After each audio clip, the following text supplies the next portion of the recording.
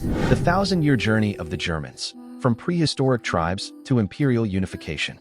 Welcome to Deep Sight. I am your historical navigator, Lawrence Stardust. While Europe tore itself apart in two world wars, and while Asia was repeatedly torn by colonialism and revolution, one nation has risen from the ashes twice and twice become the engine of Europe's economy. That nation is Germany. You may know its industrial legends, know that it sparked two world wars and twice made miraculous comebacks. But do you truly understand the roots of the German people? Why did this land not achieve true unification until 1871? Why has it always been filled with tension and contradiction? To answer these questions, we must travel back through 2,000 years, starting in the prehistoric forests and swamps. Part 1. Before Charlemagne, the land and peoples of Germania.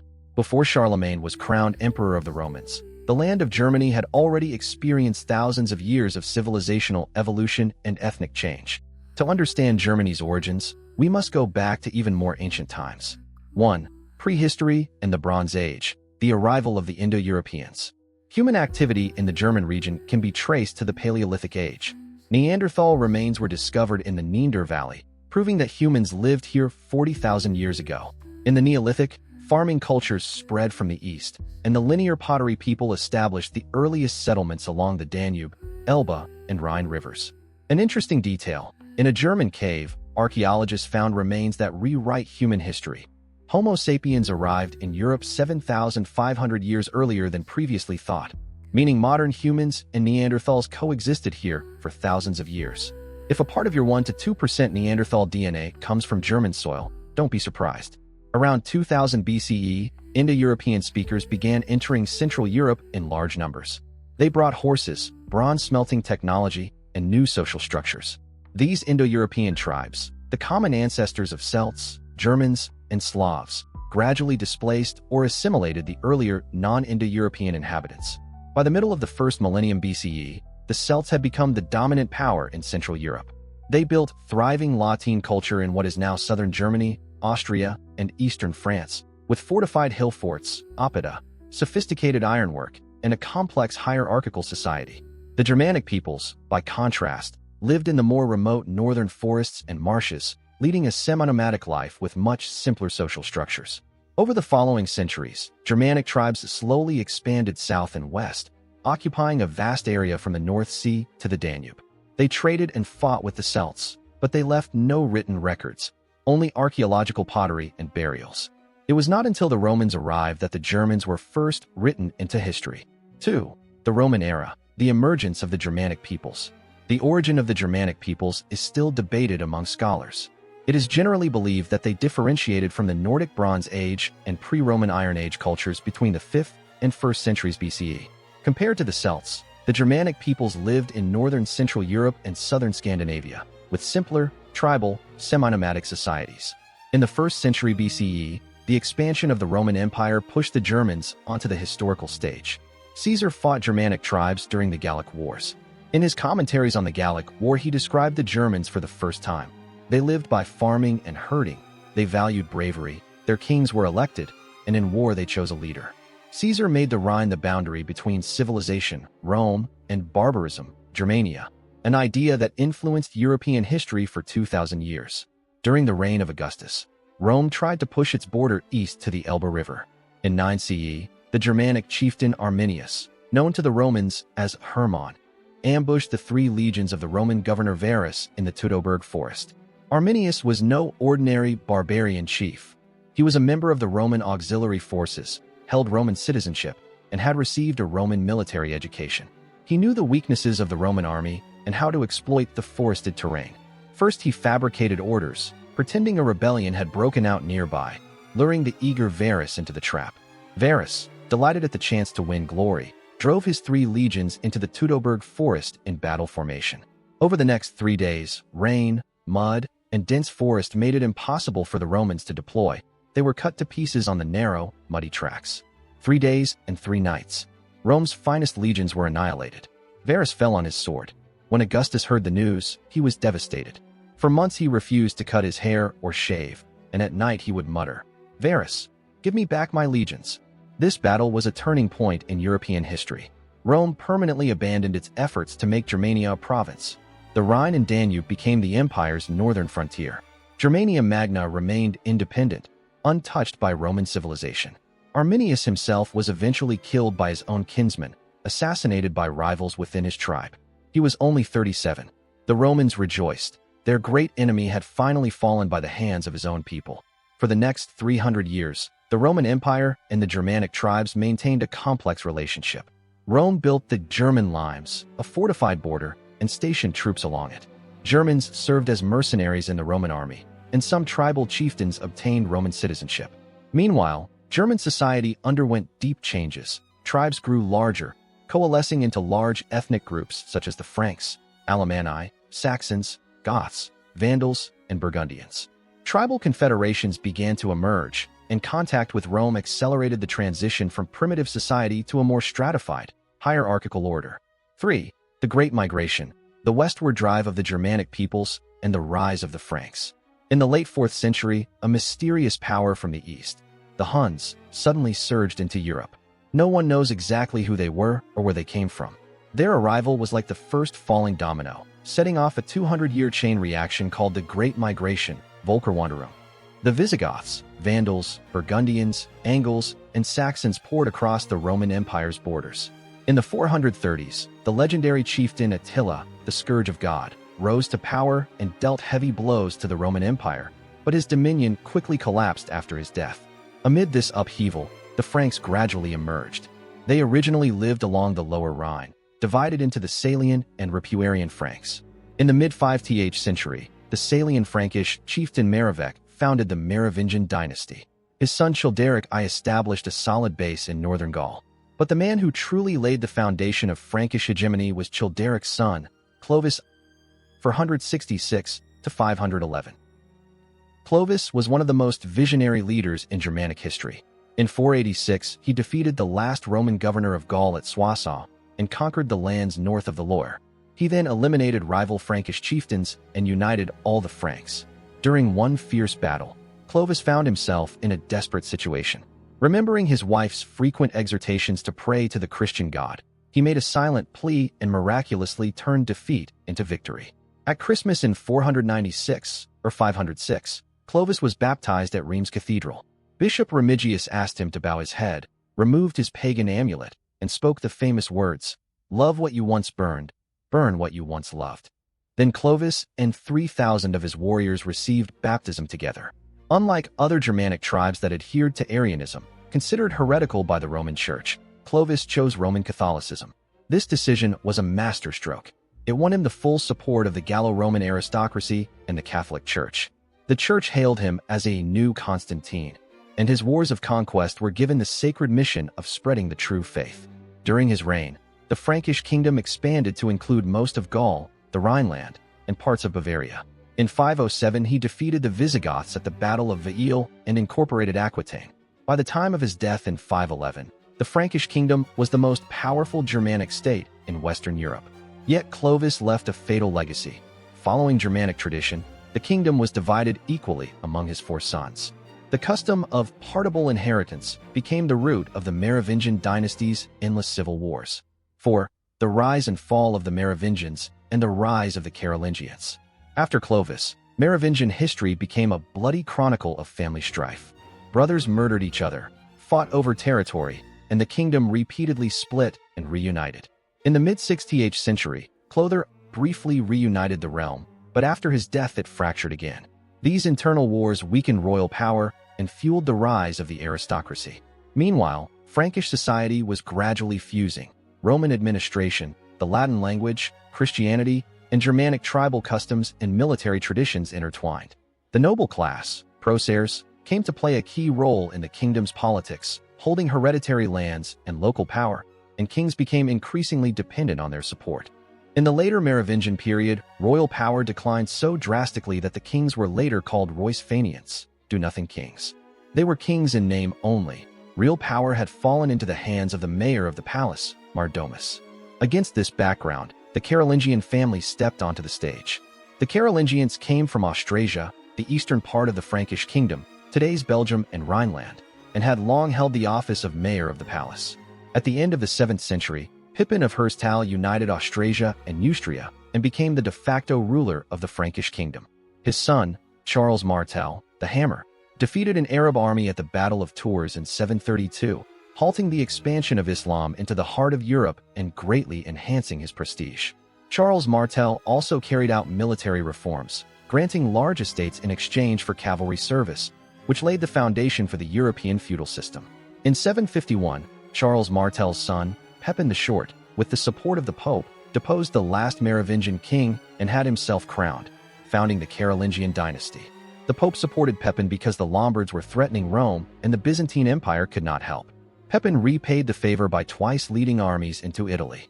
The lands he conquered from the Lombards around Ravenna, he gave to the Pope, the famous donation of Pepin, which established the territorial basis of the Papal States.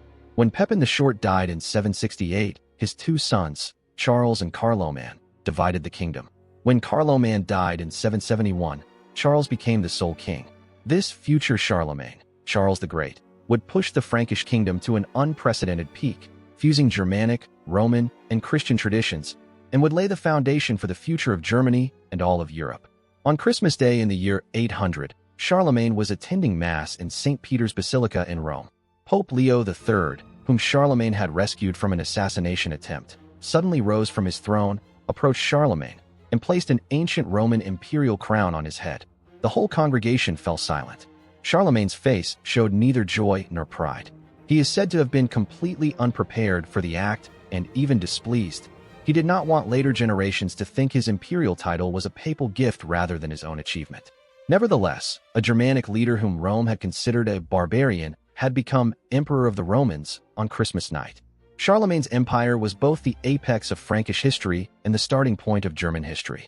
When his three grandsons signed the Treaty of Verdun in 843, dividing the great Frankish Empire into three parts, the East Frankish Kingdom, the German-speaking lands east of the Rhine, was born. The history of Germany had officially begun. Part 2, the Frankish legacy and the birth of East Francia. The Treaty of Verdun in 843 carved out the East Frankish Kingdom, which covered the Germanic-speaking territories east of the Rhine. This is the political starting point of German history. However, at that time there was no such concept as Germany. People called themselves Franks, Saxons, Bavarians, or Alemanni. They spoke different Germanic dialects and followed their own tribal customs. They felt no identity as a united German people. The fate of the East Frankish Kingdom was entwined from the start with the decline of the Carolingian dynasty. For nearly 70 years after 843, East Francia was ruled by Carolingian descendants, but royal power gradually weakened and the power of the regional dukes grew. In 911, the last Carolingian king of East Francia, Louis the Child, died without an heir. The nobles made a bold decision. Instead of inviting a Carolingian relative from West Francia to succeed, they elected Conrad, Duke of Franconia, as king. This act was profoundly significant. It marked the beginning of East Francia's break from Frankish tradition and its march toward an independent, German-led political path. Conrad's reign was not successful. He struggled repeatedly against the dukes of Saxony, Bavaria, and other regions. But on his deathbed in 918, he made a crucial decision. He persuaded his brother to renounce any claim to the throne and instead support his former rival, Henry, Duke of Saxony. That choice opened the most important dynasty in German history, the Saxon dynasty. Henry I, nicknamed the Fowler, was elected king in 919. The nickname comes from a charming story. It is said that he was trapping birds in a forest when messengers found him to announce his election. He did not rush to be crowned emperor. Instead, he pragmatically consolidated royal power, defended the kingdom against Magyar raids, and gradually established the king's suzerainty over the various duchies. When he died in 936, the East Frankish kingdom was no longer a remnant of the Carolingian Empire, but a functioning political entity, paving the way for the great deeds of his son, Otto. Part 3, the founding of the Holy Roman Empire, Otto and the imperial idea. Otto, 936 to 973, was one of the most influential monarchs in German history. His first priority was to check the centrifugal tendencies of the duchies. He placed the most important duchies, Franconia, Saxony, Bavaria, Swabia, and Lorraine, under the control of his own family members or trusted followers. He also created an imperial church system, granting lands and privileges to bishops and abbots, who became royal officials. Because they had no hereditary succession, their loyalty to the king was far greater than that of secular nobles. Otto's greatest military achievement came in 955, at the Battle of Lechfeld. That summer, Hungarian cavalry besieged Augsburg. The Magyar army, confident in its overwhelming numbers, intended to take the city before Otto could arrive. But they wasted time plundering the camp. Otto used heavy cavalry tactics to crush them. Many of the Magyars drowned in the river, and their leaders were captured. The victory not only consolidated Otto's authority within Germany, but also made him a hero of all Christendom. As his power grew, Otto turned his eyes south. Italy was in chaos, and Pope John XII asked Otto to intervene. In 961, Otto crossed the Alps and was crowned King of Italy in Pavia. The following year, on February 2nd, in St. Peter's Basilica in Rome, the Pope crowned him Emperor of the Romans. This event was momentous. It revived the title of the Western Roman Empire and permanently fused the German kingdom with the idea of Rome. The political entity that later came to be called the Holy Roman Empire was in essence a complex, layered structure. Its core was the German kingdom, but the emperor also claimed rule over Italy and Burgundy, later absorbed, and considered himself the secular head of Christendom. Yet from its very birth, the empire suffered from a structural contradiction. The emperor needed the support of the German princes to go to Rome for his coronation, but spending too much time in Italy weakened his power base in Germany. That contradiction would torment German rulers for centuries to come. Otto died in 973. His son and grandson succeeded him, but the Saxon dynasty ended after just 3 emperors. In 1024, when the royal line died out, the nobles elected Conrad II of Franconia as king, opening the Salian dynasty. Over the next 150 years, under the Salians and then the Hohenstaufen, Germany experienced the rise and fall of royal power, but was never able to escape that structural contradiction.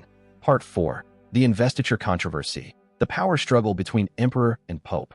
The imperial church system that Otto I had built was essentially a framework that subordinated the church to royal authority. The emperor appointed bishops and granted them secular powers.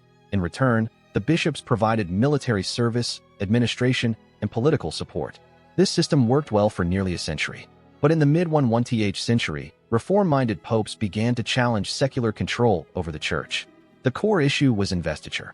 Who had the right to appoint bishops and invest them with the ring and staff that symbolized their spiritual office?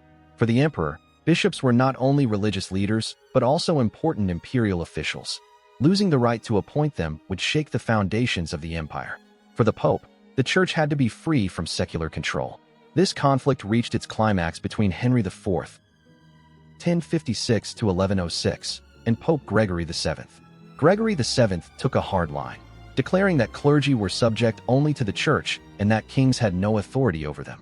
In 1076, Gregory excommunicated Henry IV and released his subjects from their oath of loyalty. Germany's princes used this as a pretext. If Henry did not regain his church membership within a year, they would elect a new king. Henry's situation was dire. He made one of the most dramatic moves in medieval European history. In the harsh winter of 1077, he crossed the Alps and came to the castle of Canossa. From January 25th to 27th, wearing a hair shirt, he stood barefoot in the snow for 3 days, begging the Pope for forgiveness. The Canossa Walk became the classic medieval symbol of papal supremacy over a secular ruler. Henry's submission, however, was only tactical. Once his excommunication was lifted, he returned to Germany, defeated the rebel princes, and in 1084 marched on Rome, forcing Gregory VII into exile. Henry then had his own pope crown him emperor. The aftershocks of the conflict continued for decades, until the Concordat of Worms in 1122 reached a compromise. The emperor gave up the right to invest bishops with the ring and staff, but he could be present at their elections, and the bishops' secular powers within Germany were still granted by the emperor. The long-term consequence of this struggle was that it permanently weakened the German monarchy. During the conflict, the emperor had to grant extensive privileges to the princes in exchange for their support. The princes' autonomy grew enormously. The empire began to transform from a centralized monarchy into a loose federation of semi-independent territories. Part 5. The Great Interregnum and the Formation of Territorial Lordship. The Salian dynasty ended in 1125. For nearly a century thereafter, Germany was ruled by the Hohenstaufen dynasty, 1138 to 1254, the last brilliant phase of medieval imperial power. Frederick I, Barbarossa, 1152 to 1190, tried to revive imperial authority.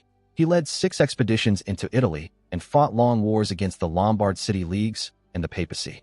In the end, he failed, and in 1183 he was forced to recognize the city's autonomy.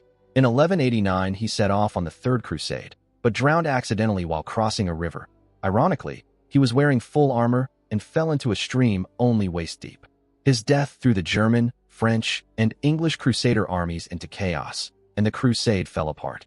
His grandson Frederick II, 1212 to 1250, was one of the most legendary monarchs in German history. Raised in Sicily, he spoke Arabic, Greek, and Latin, and was an enlightened ruler as well as a controversial figure who constantly clashed with the papacy. But he spent most of his time in Italy and rarely visited Germany. He had little interest in German affairs.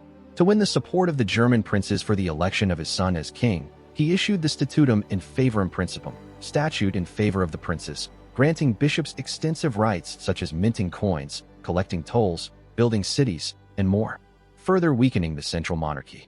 After Frederick II's death in 1250, the empire fell into a nearly 20-year period known as the Great Interregnum, 1254 to 1273. No one could establish stable royal authority. Princes, knights, and cities fought for power in anarchy. This chaotic period marked a key turning point. Royal power would never recover its earlier strength. The empire had effectively become a complex federation of kings, princes, bishops, and free cities. In 1273, Rudolf of Habsburg was elected king, but the newly elected king no longer wielded the power his predecessors had enjoyed. Kings could no longer dispose of duchies at will, because the duchies had come to be seen as political entities with their own laws and traditions. More importantly, the Golden Bull of 1356, issued by Emperor Charles IV of Luxembourg, formally established the imperial electoral system. The 7 prince-electors, the archbishops of Mainz, Trier, and Cologne, and the 4 secular electors, the King of Bohemia, the Count Palatine of the Rhine, the Duke of Saxe-Wittenberg, and the Margrave of Brandenburg, had the exclusive right to elect the king. The Golden Bull marked the formal establishment of territorial lordship in Germany. The empire was no longer a unified monarchy, but an aristocratic republic ruled collectively by a league of territorial lords. For the next 2 centuries, the empire entered a period of relative stability. The Habsburgs held the imperial crown for long stretches, but they focused more on the expansion of their own dynastic lands than on imperial integration. The storm of the Reformation was gathering. Part 6. The Reformation, the Division and Transformation of Germany. On October 31st, 1517, an obscure Augustinian monk named Martin Luther posted his 95 Theses on the door of the castle church in Wittenberg, criticizing the sale of indulgences, which were said to remit temporal punishment for sins. It is said that Luther wrote the Theses as an academic invitation for debate, not intending to start a revolution. But he underestimated the power of the printing press, which could spread his words across Germany in just 2 weeks. Luther's core doctrines, sola scriptura, scripture alone, sola fide, faith alone, sola gratia, grace alone, resonated immediately across Germany. This was not only because of their theological content, but also because they touched deep-seated grievances. The immense wealth of the church, the financial exploitation of German dioceses by the Roman Curia, and the interference of church courts in secular affairs. The Reformation quickly turned from a theological debate into a social and political movement. The fate of the Reformation, however, depended on the interplay of political forces. The emperor at the time, Charles V, r. 1519 to 1556, was the most powerful monarch in Europe. He had inherited Spain, Burgundy, the Austrian lands, the Low Countries, and the Spanish colonies in the Americas. As a devout Catholic, he was determined to maintain the unity of the empire and the church and to stamp out the Lutheran heresy. But Charles V faced a formidable dilemma. His empire was so vast that it drained his energies. He had to fight the King of France, the westward advance of the Ottoman Turks, and the centrifugal tendencies of the German princes simultaneously. In 1521, at the Diet of Worms, Charles summoned Luther and demanded that he recant. Luther refused. "Unless I am convinced by the testimony of the scriptures or by clear reason, I cannot and will not recant anything." Charles declared Luther an outlaw, but Elector Frederick the Wise of Saxony cleverly hid Luther in the Wartburg Castle, protecting him from arrest. There, Luther undertook a momentous task. He translated the Bible from Greek into German. It was not an academic translation but a pirated one. He enabled every ordinary German to read the Word of God in his own mother tongue. Over the next 30 years, the Reformation spread rapidly. Many princes used it as a tool to expand their power. They confiscated church property, established territorial churches, and seized the rights that had belonged to bishops and monasteries. Meanwhile, The German Peasants' War of 1524 to 1525 broke out.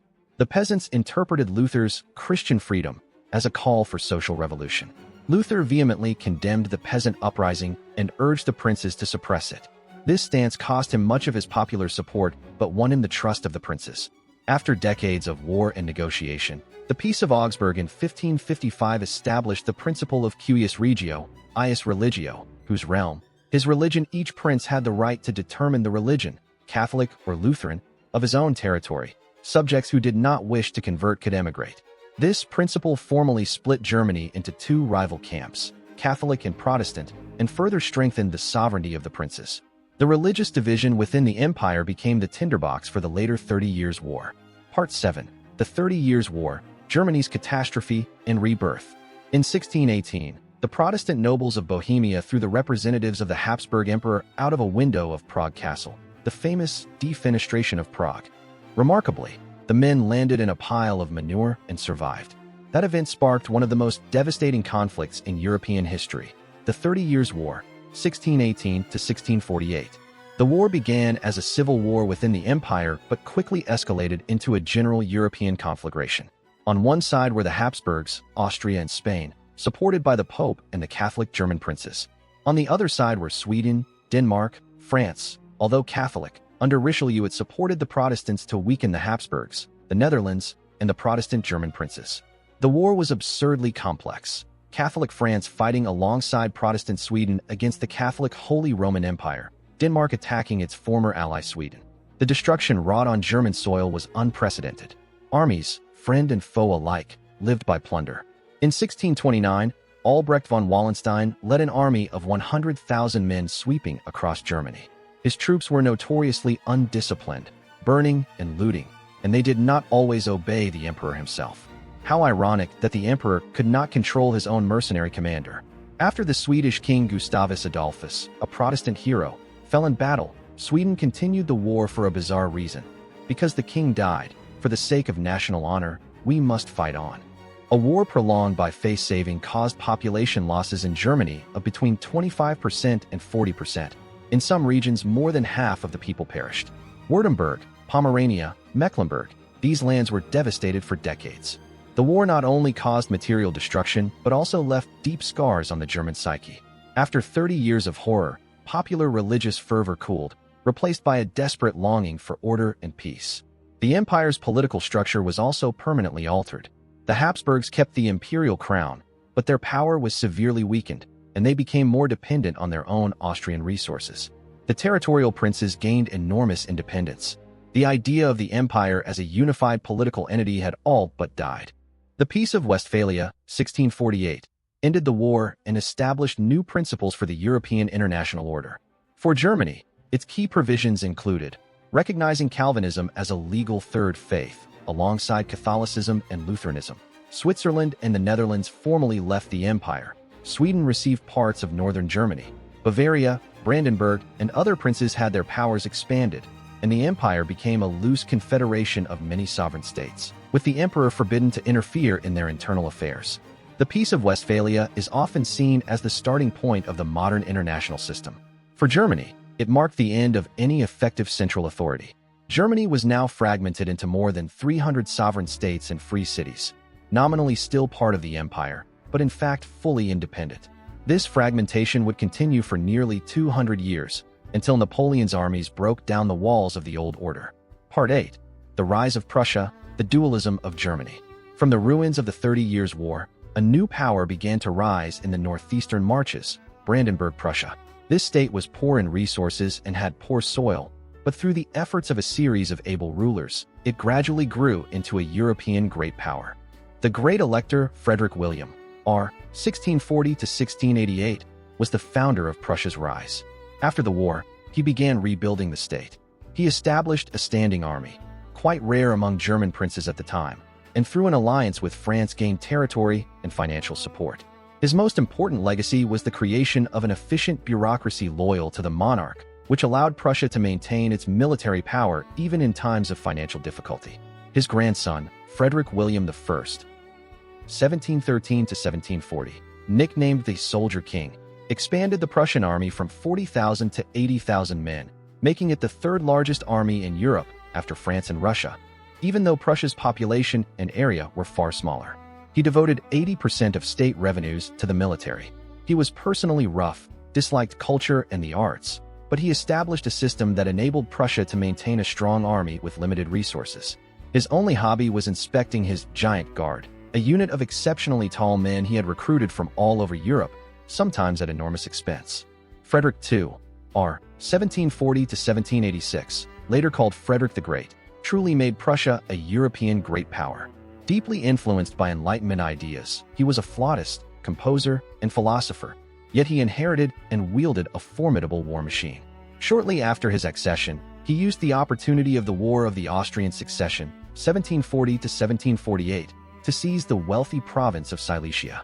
During the 7 Years' War, 1756 to 1763, Prussia was attacked by Austria, France, Russia, and Sweden, for great powers, and nearly destroyed. But thanks to Frederick's military genius, the discipline of the Prussian army, and a stroke of luck when the Russian Tsar Peter III, a fanatical admirer of Frederick, suddenly switched sides, Prussia survived and kept Silesia.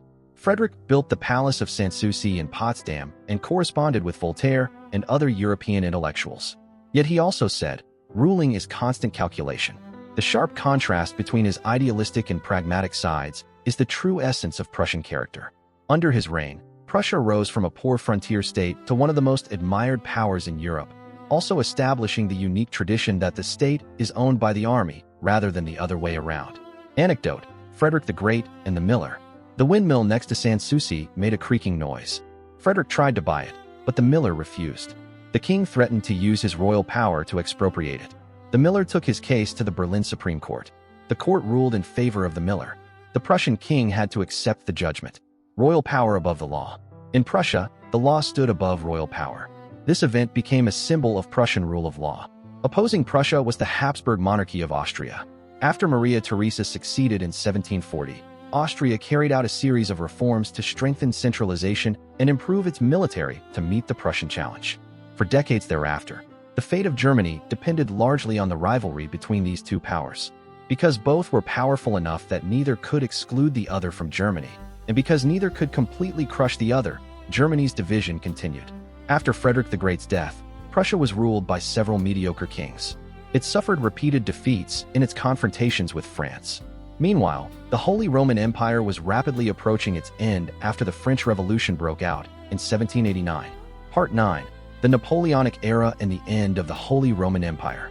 When the French Revolution erupted in 1789, most German princes initially saw it as an internal French affair.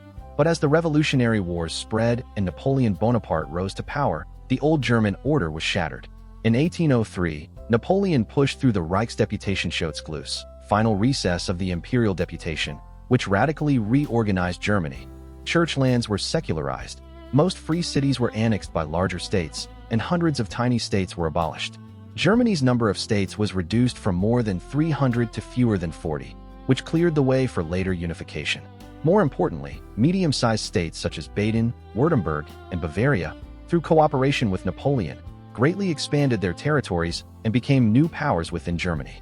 On August 6, 1806, Emperor Francis II of the Holy Roman Empire, under pressure from Napoleon, renounced the imperial crown and dissolved the empire. The 1,000-year-old polity came to a quiet end, mourned by few. For most Germans, its demise was not lamentable. It had long been an empty shell. Yet the end of the empire marked the beginning of a new era. Germany no longer had a nominal supreme authority. It had to redefine itself within Napoleon's new European order. At the Battle of Jena in 1806, Napoleon's 90,000 troops utterly defeated the 120,000 strong Prussian army in just 2 weeks. The old Prussian army collapsed like a house of cards. But this was exactly the beginning of Germany's rebirth. Scharnhorst led military reforms, abolishing the nobility's monopoly on officer positions, introducing universal conscription, and creating a general staff. Wilhelm von Humboldt founded the University of Berlin, ushering in modern higher education. Napoleon had conquered Germany, but he also planted the seeds of the modern nation-state in German soil. In 1806, Napoleon created the Confederation of the Rhine, comprising 16 German states, which became de facto French satellites. In 1812, Napoleon's invasion of Russia ended in disaster. Prussia seized the chance to switch sides and join the anti-French coalition. In October 1813, one of the bloodiest battles in German history took place near Leipzig. The allied armies of Russia, Austria, Prussia, and Sweden faced Napoleon's army. Napoleon's forces even included German conscripts from the Confederation of the Rhine, a true brother against brother. After 4 days of fierce fighting, the Allies won. Napoleon fled back to Paris. This battle was called the Battle of the Nations. It rang the death knell for Napoleon's empire, and German national consciousness had irreversibly awakened. Part 10. The Congress System and the German Confederation's Impasse. The Congress of Vienna, 1814–1815, sought to establish a lasting peace for post-Napoleonic Europe. Regarding Germany, the great powers, especially Austrian Chancellor Metternich, aimed to create a German political framework that would be strong enough to deter French aggression, but not so strong as to threaten Austria's dominant position. The result was the German Confederation, 1815–1866, a loose league of 39 states, later reduced to 35. It had a federal assembly, but it was not a democratic body. It was a conference of envoys from the member states, with Austria holding the presidency. The Confederation had no unified executive, judiciary, or finance, no common army, and no common tariff policy. Its purpose was largely to maintain the status quo and to prevent revolution and unification. The Vienna system confirmed Austria's dominance over Germany, but this dominance was negative. Austria could prevent German unification, but it could not actively integrate Germany. For the next 30 years, Germany was under Metternich's strict surveillance. Any voice advocating freedom and unification was suppressed. Meanwhile, the balance of power within the Confederation was quietly shifting. Prussia had gained large territories in the Rhineland, making it an important force in Western Germany. The Industrial Revolution was beginning to sweep over Germany, and Prussia was at the center of the emerging German economic powerhouse. In this period, the German liberal and nationalist movements began to stir.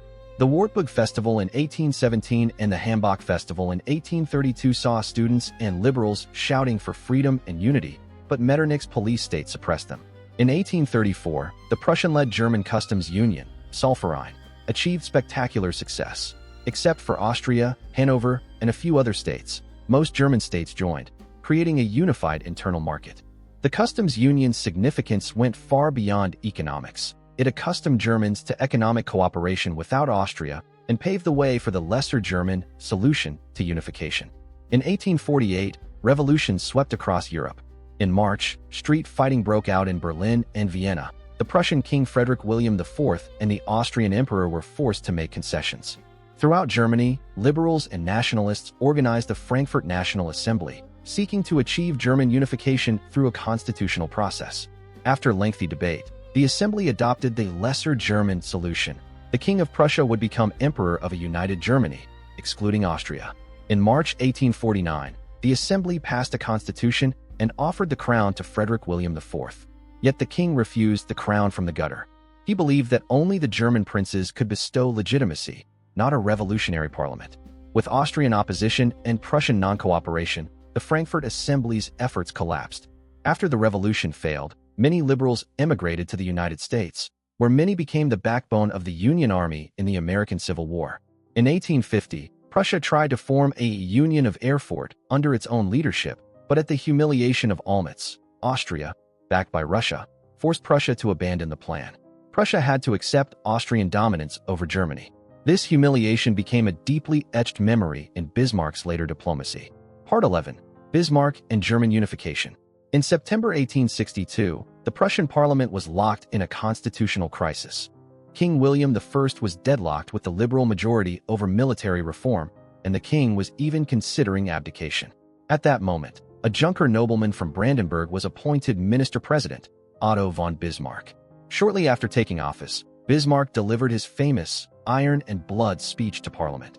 The great questions of the day will not be decided by speeches and majority decisions. That was the great mistake of 1848 and 1849, but by iron and blood. Iron means weapons. Blood means war. That speech made Bismarck's name known across the world. When Parliament refused to approve the military budget, Bismarck went further.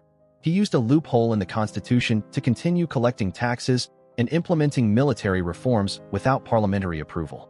This was a serious violation of the Constitution, but Bismarck gambled that if unification succeeded, Parliament would retroactively approve his actions.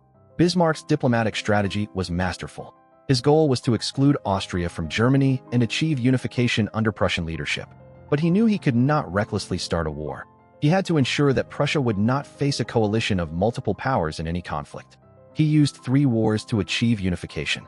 First War, the Danish War, 1864. After the King of Denmark died, a dispute arose over the status of the duchies of Schleswig and Holstein. Bismarck cleverly allied with Austria against Denmark, and the Austro-Prussian forces won quickly. After the war, Schleswig was administered by Prussia, Holstein by Austria, an arrangement that set the stage for the next conflict. Second War, the Austro-Prussian War, 1866, also called the 7 Weeks' War. Bismarck used the administration of Holstein to provoke a dispute with Austria.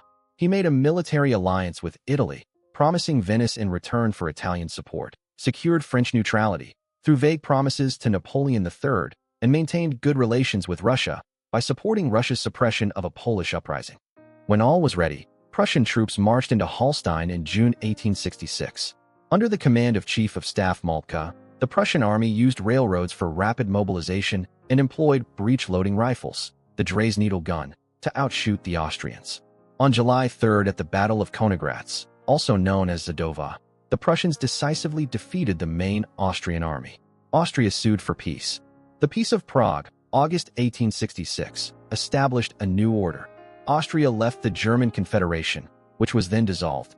Prussia annexed Schleswig-Holstein, Hanover, Hesse-Kassel, Nassau, and the Free City of Frankfurt. The states north of the Main River joined the Prussian-dominated North German Confederation. This was Bismarck's Lesser German solution, a German state under Prussian leadership without Austria. After the war, the 4 South German states, Bavaria, Württemberg, Baden, and Hesse-Darmstadt, remained independent but signed secret military alliances with Prussia. Bismarck knew that only an external threat would push the South German states to give up their independence and join a united Germany. Third War, the Franco-Prussian War, 1870 to 1871. A dispute over the Spanish succession led to a diplomatic crisis between France and Prussia. Bismarck edited the EMS Dispatch, a telegram from King William I, to make it sound provocative, then published it. French public opinion was inflamed, and Napoleon III declared war on Prussia on July 19, 1870. The war quickly became a disaster for France. The Prussian and South German armies, again under Moltke, surrounded and captured Napoleon III with 100,000 of his troops at the Battle of Sedan. The Second French Empire collapsed, but fighting continued into early 1871. On January 18, 1871, in the Hall of Mirrors at the Palace of Versailles, King William I of Prussia was crowned German Emperor. The choice of date was highly symbolic. Exactly 170 years earlier, on this day, the Elector of Brandenburg had crowned himself king in Prussia at Königsberg, beginning the kingdom's history. Now on the same day, the King of Prussia became German Emperor. The assembled princes and generals shouted, "Long live Emperor William!" A unified German Empire was proclaimed. In May 1871, the Treaty of Frankfurt ended the war. France ceded parts of Alsace and Lorraine and paid an indemnity of 5 billion francs. Part 12, Meaning and Legacy of Unification. The establishment of the German Empire in 1871 was not only the birth of a nation, but also a turning point in history. It changed the balance of power in Europe.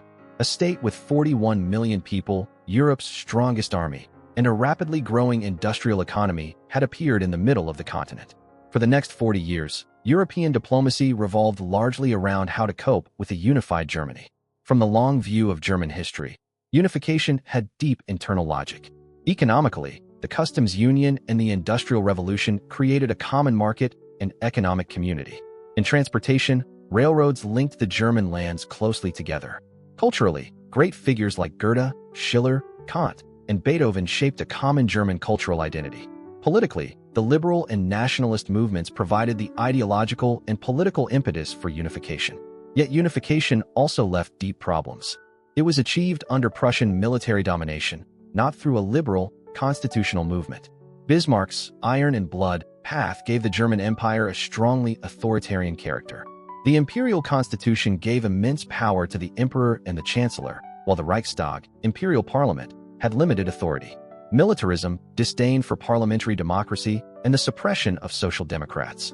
All these sowed the seeds for the catastrophes of the 20th century. A chilling fact, After the Franco-Prussian War, France was forced to cede Alsace-Lorraine and pay 5 billion francs, an amount exactly equal to the entire cost of the war. Bismarck had not only defeated France, but made the defeated power pay Prussia's entire war budget. That kind of cleverness would exact the most terrible revenge in the next century.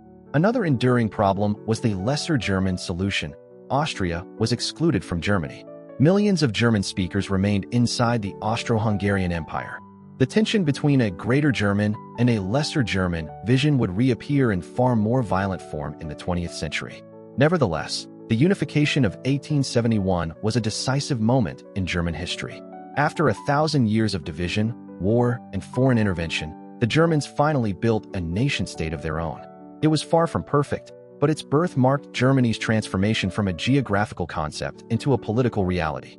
From the prehistoric migrations of Germanic tribes, to the Treaty of Verdun in 843 dividing the Frankish Empire, to the proclamation of the empire in the Hall of Mirrors in 1871, Germany had traveled a path of more than 1,000 years. The road was full of twists and contradictions. The clash of Germanic and Roman worlds, the tension between empire and territorial states, the struggle of emperor versus pope, the tearing apart of the Reformation, the catastrophe of the 30 Years' War, the reshaping under Napoleon, the confrontations of revolution and conservatism. But in the end, through economic integration, national awakening, and Bismarck's Realpolitik, Germany achieved unification. The unified Germany became an irresistible force on the European stage. Its rise brought economic prosperity and cultural flourishing, but also laid the groundwork for the two world wars of the 20th century. The 1,000-year journey of the Germans is, in the last analysis, a long search for what it means to be German. The question found one answer in 1871, but it was by no means final. In the years that followed, Germany would go through the Weimar Republic, Nazi extreme nationalism, the division of the Cold War, and reunification in 1990. Each transformation was a continuation of that 1,000-year search. Thank you for accompanying me on this 1,000-year journey. By learning from history, we can understand the rise and fall of nations. If you are curious to learn more about German history, please leave a comment. Don't forget to like, subscribe, and share. I am Lawrence Stardust. See you next time.